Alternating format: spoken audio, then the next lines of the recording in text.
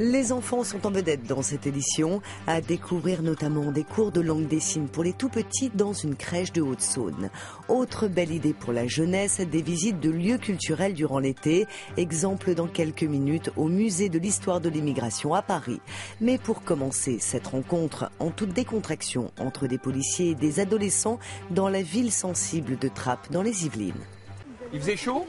Qu'est-ce qui s'est passé dernièrement où il y avait des actes d'incivilité qui sont produits par rapport à la chaleur? Ils ont placé des pompes à incendie. Le major d'Edco commence toujours la discussion par l'actualité, un moyen de capter l'attention des adolescents.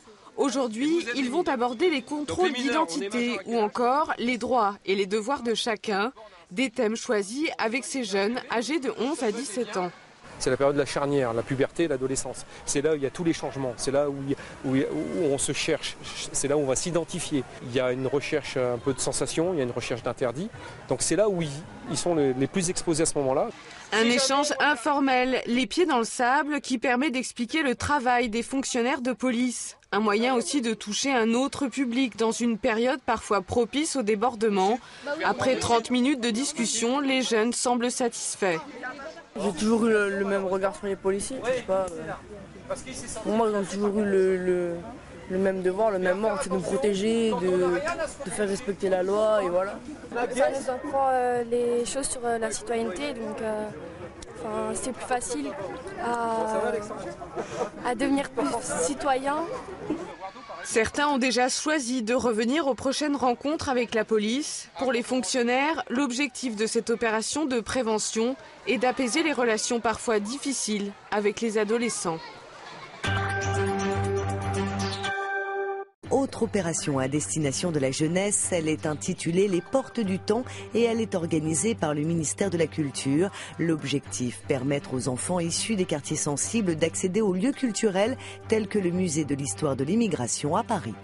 Le Mali, par exemple. Pendant longtemps, le Mali, ça a été un pays qui appartenait à la France. La Côte d'Ivoire. La Côte d'Ivoire aussi. Et l'Algérie, bien sûr. Il y en a des pays en Amérique. Des questions qui fusent et des remarques bien de leur âge. Voici l'histoire de France racontée aux enfants, son peuplement, son immigration. Ça veut dire qu'au moment... Au programme, visite guidée du musée et ateliers artistiques pour explorer l'histoire avec un grand H, du papier, des crayons et son imagination. Ces ateliers ont été créés en 2005 au lendemain des révoltes urbaines.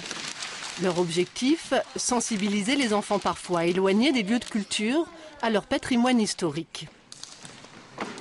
Venir dans un musée, dans un monument, dans un établissement patrimonial et découvrir les collections, découvrir cette histoire passée et l'histoire qui est en train de se faire, c'était une manière de dire nous faisons tous partie de la République et nous bâtissons une histoire commune.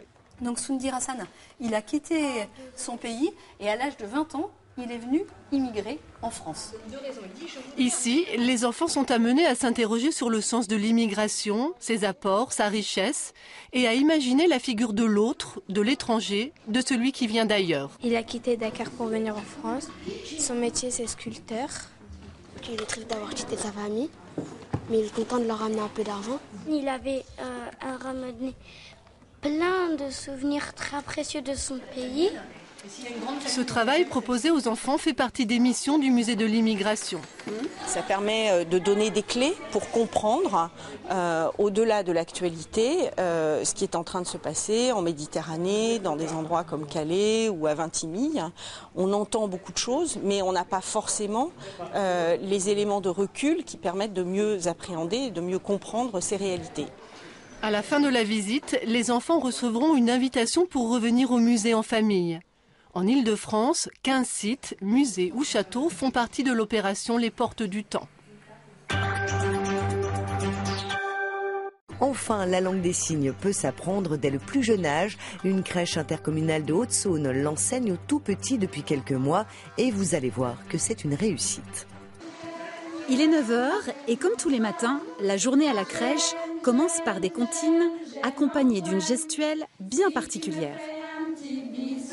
Moi je te fais un gros câlin. Bisous, câlins, bonjour. Ici, depuis 9 mois, certains mots sont traduits dans une autre langue, la langue des signes. Tu veux dodo ? Oui, là-bas. Chez le bébé, on est quand même dans l'interprétation tout le temps de leurs besoins. Et là, par le signe, on arrive à comprendre systématiquement ce qu'ils veulent. C'est dire à un enfant, voilà, est-ce que tu es fatigué? Est-ce que tu as besoin d'aller dormir? Et l'enfant, effectivement, va y répondre par le geste. Un enfant tout petit, à partir de 10-12 mois. Et là, on va pouvoir répondre effectivement à sa demande. Les actions, les émotions, les aliments, au total une 50aine de signes accompagnent aujourd'hui le quotidien des tout-petits. Par la grâce d'une initiative spontanée et entièrement autodidacte du personnel. Ah, ça c'est merci.